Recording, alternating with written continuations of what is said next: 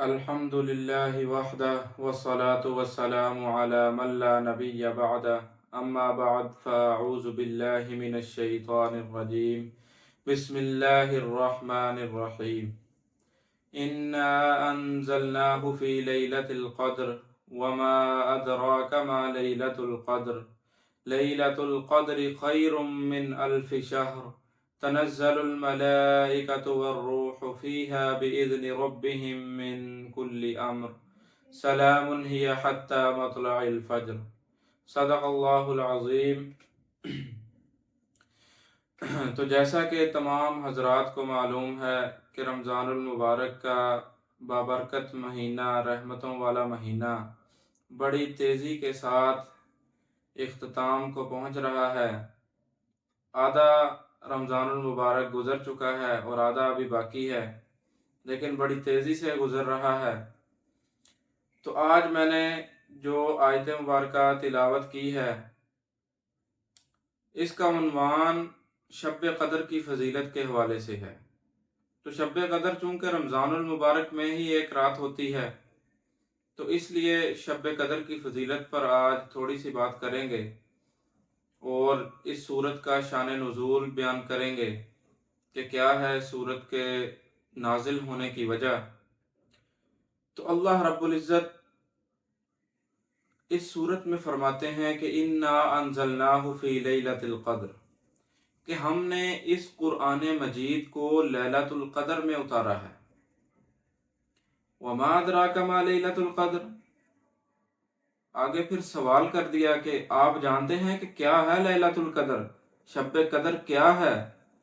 پھر خود ہی اللہ رب العزت نے بیان فرمایا کہ لیلۃ القدر خیر من الف شہر، کہ شب قدر 1000 مہینوں سے بہتر ہے۔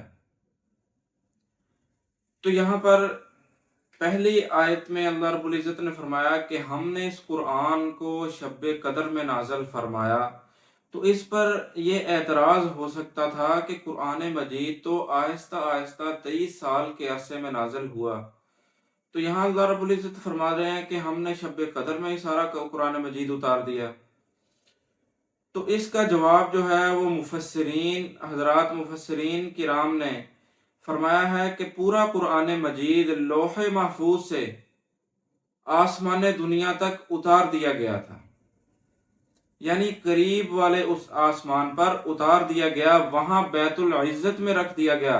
پھر جبرائیل علیہ السلام حسب الحکم تھوڑا تھوڑا کر کے رسول اللہ صلی اللہ علیہ وسلم کے پاس وحی کے طور پر لاتے رہے۔ وہ سورہ بقرہ میں فرمایا شہر رمضان الذی انزل فیہ القرآن، کہ رمضان کے مہینے میں قرآن کو نازل کیا گیا۔ تو ان دونوں آیات میں کوئی تعارض نہیں ہے۔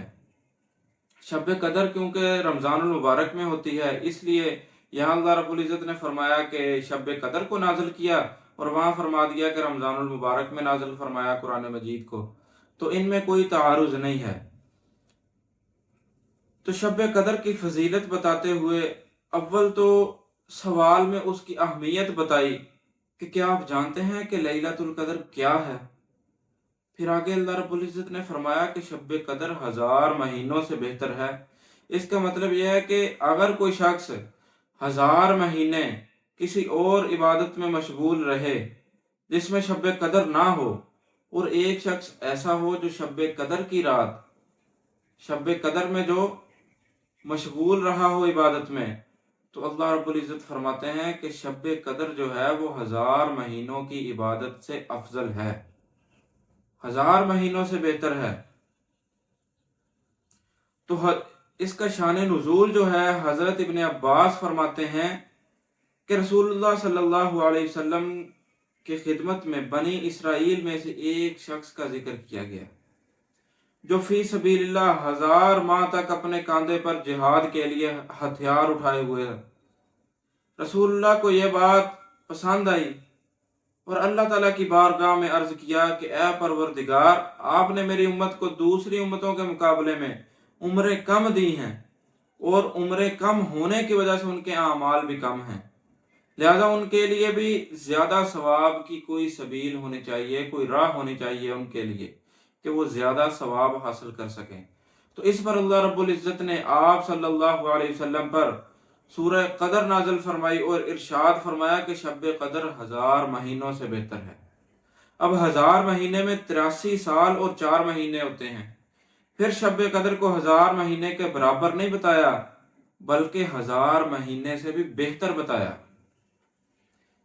کس قدر بہتر ہے اس کا علم اللہ رب العزت کی ذات کو ہی ہے۔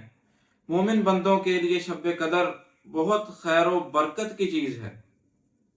ایک رات جا کر عبادت کر لیں اور ہزاروں مہینوں کی عبادت کا ثواب پالیں گے، ہمیں اور کیا چاہیے۔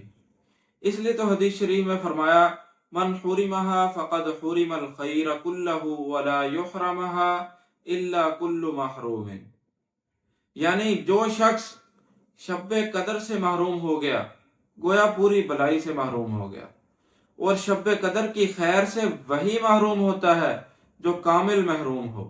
ابن ماجہ کی روایت ہے یہ۔ مطلب یہ ہے کہ چند گھنٹوں کی رات ہوتی ہے، اس میں عبادت کر لینے سے 1000 مہینے سے زیادہ عبادت کرنے کا ثواب ملتا ہے۔ چند گھنٹے بیدار رہ کر نفس کو سمجھا بجھا کر عبادت کر لینا کوئی ایسی قابل ذکر تکلیف نہیں جو برداشت سے باہر ہو۔ تکلیف ذرا سی ہے اور ثواب بہت زیادہ ہے۔ تو اس پر واضح ہو گیا اس صورت سے کہ شب قدر کی فضیلت کتنی ہے کہ ہزاروں مہینوں سے بہتر ہے۔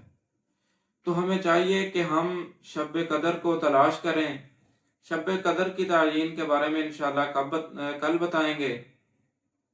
تو ہمیں چاہیے کہ ہم رمضان المبارک میں زیادہ سے زیادہ عبادت کا مشغول بنائیں، نوافل کا، تلاوت کا، قرآن مجید کی تلاوت کا زیادہ سے زیادہ معمول بنائیں، اور اللہ رب العزت سے بھی دعا ہے کہ ہمیں زیادہ سے زیادہ عبادت کرنے کی توفیق عطا فرمائے، اور غیر رمضان میں بھی ہمیں اسی طرح نمازیں پڑھنے کی توفیق عطا فرمائے۔